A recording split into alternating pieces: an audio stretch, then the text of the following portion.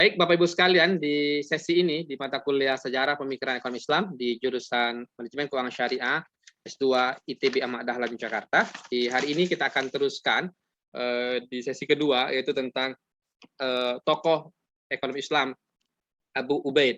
Kitabnya adalah Al-Amwal. Al-Amwal itu daripada maknanya adalah harta ya. Lalu kalau ada terjemahannya juga sudah terjemahkan Ensiklopedia Keuangan Publik ya, Al-Amwal, harta, Abu Ubaid Qasim. Nah, Bapak Ibu sekalian, siapa sebenarnya Abu Ubaid ini? Lalu kemudian apa kontribusinya? Tadi sudah dijelaskan oleh pemakalah, tapi kita akan coba melihat siapa sebenarnya Abu Ubaid ini. Bapak Ibu sekalian yang dirahmati Allah, sejarah pemikir ekonomi Islam Abu Ubaid Al-Qasim bin Salam ya, lahir di 157 ya, wafat 224 Hijriah. Nah, Bapak Ibu sekalian yang dirahmati Allah, Abu Ubaid bernama lengkap Al-Qasim bin Salam bin Miskin bin Zaid Al-Harawi Al-Asadi Al-Baghdadi. Ia dilahirkan pada tahun 1157 Hijriah di kota Harra, Khurasan, sebelah laut Afghanistan. Ayahnya keturunan Bizantium yang menjadi maula suku Azad. Setelah memperoleh ilmu yang memadai di kotanya kelahirannya pada usia 20 tahun, Abu Ubaid pergi berkelana untuk menuntut ilmu ke berbagai kota seperti Kufah, Basrah, dan Baghdad. Pada tahun 219 setelah berhaji ia menetap di Makkah sampai wafatnya ia meninggal pada tahun 224 Hijriah. Pada tahun 192 Hijriah, Sabit bin Nasr bin Malik, gubernur Tugur di masa pemerintahan Khalifah Harun Rasyid mengangkat Abu Ubaid sebagai qadi, hakim di Tarsus hingga tahun 210. Jadi ingat ya, tadi kalau Abu Yusuf tadi juga dia merupakan seorang qadi, Abu Ubaid juga demikian, dia juga sebagai seorang qadi, sebagai seorang hakim yang berbeda. Nah, apa kitabnya? Kitabnya adalah Al-Amwal ya, yang kitab Al-Amwal ini ya, kitab Abu Ubaid Al-Amwal merupakan satu karya yang komprehensif tentang keuangan negara dalam Islam ya.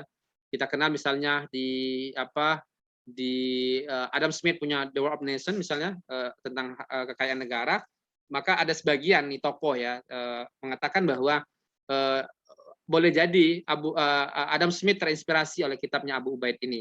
Karena kalau dari sisi umur lebih tua Abu Ubaid dibandingkan Adam Smith. Nah, jadi ini tentu akan menjadi menarik kira-kira siapa kira-kira yang terinspirasi dan menginspirasi. Nah, Bapak Ibu sekalian yang dirahmati Allah, buku ini dimulai dengan sebuah bab singkat tentang hak ya.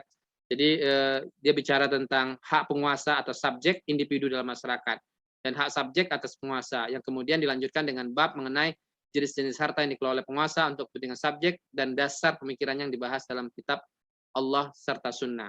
Bab-bab lain yang lebih tebal dari pembahasan bukunya, Abu Yusuf membahas mengenai pengumpulan dan pembayaran ya dari 3 jenis penerimaan yang diidentifikasi dalam bab kedua, yaitu zakat termasuk usur, khumus ya yaitu 1/5 dari hasil rampasan perang, dan harta karun atau harta peninggalan tanpa pemilik, dan fa'i yang termasuk kharrat, jizyah. Bapak Ibu tahu jizyah? Jizyah itu adalah pajak ya, pajak terhadap jiwa ya. Jadi ada non muslim yang hidup di masa itu ya, karena tidak ikut perang, tidak berzakat, maka dia dikenakan jizyah.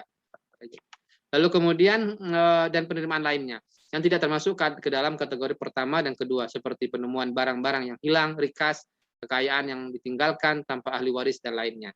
Bapak Ibu sekalian yang dirahmati Allah, kitab Amwal tentang keuangan negara Islam terdiri dari satu, hak pemerintah terhadap rakyat dan rakyat terhadap pemerintah. Nah, apa di sini? Yaitu pemerintahan yang adil, ya, hak dan kewajiban pemerintah terhadap rakyat dan hak kewajiban rakyat terhadap pemerintah. Yaitu dituntut pemerintah yang adil. Jadi tidak hanya menuntut rakyat, tapi kemudian bagaimana kemudian bersifat adil. Kitab ini fokus keuangan publik, ya, sekalipun isinya bicara tentang administrasi pemerintahan. Jadi ini luar biasa.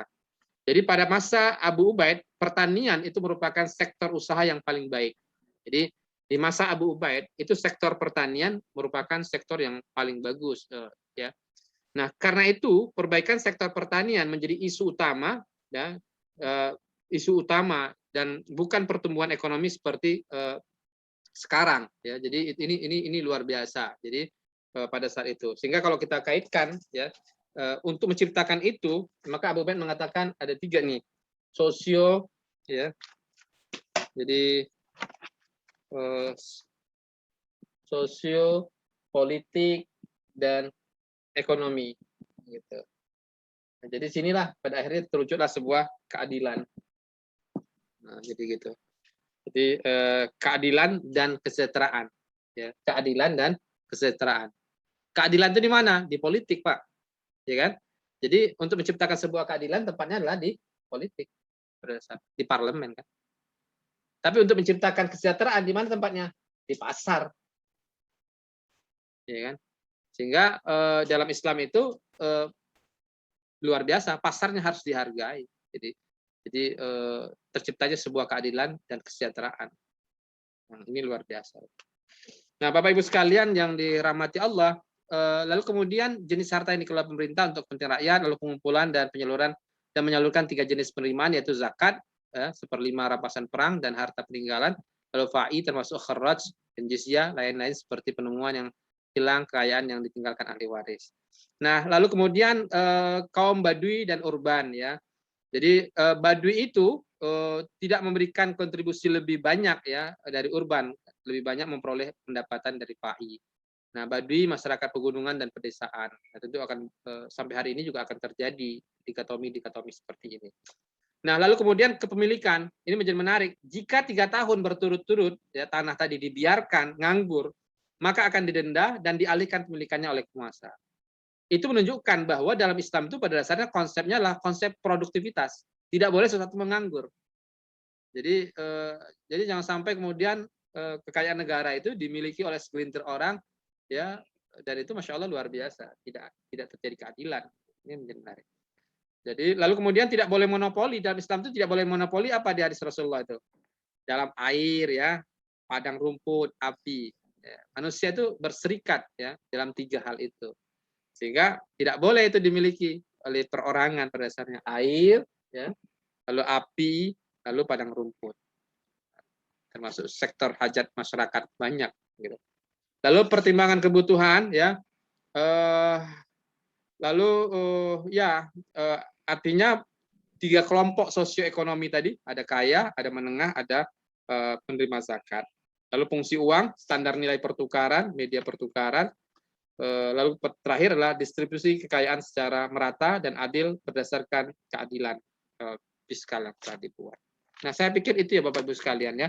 Jadi Abu Ubaid ini luar biasa berbicara tentang banyak hal, terutama tentang kitab amwal, tentang kekayaan negara, administrasi dan berbagai macamnya. Nah, silakanlah. Mungkin sebagian Bapak Ibu sekalian baru mengenal Abu Ubaid di hari ini, ya mungkin baru kenal karyanya di hari ini. Mudah-mudahan menginspirasi, ya. Silakanlah baca bukunya. Mudah-mudahan ada banyak inspirasi dan khazanah yang bisa didapatkan untuk bisa diterapkan di dalam kehidupan bernegara di hari ini. Baik, silakan kalau ada yang ingin didiskusikan kembali.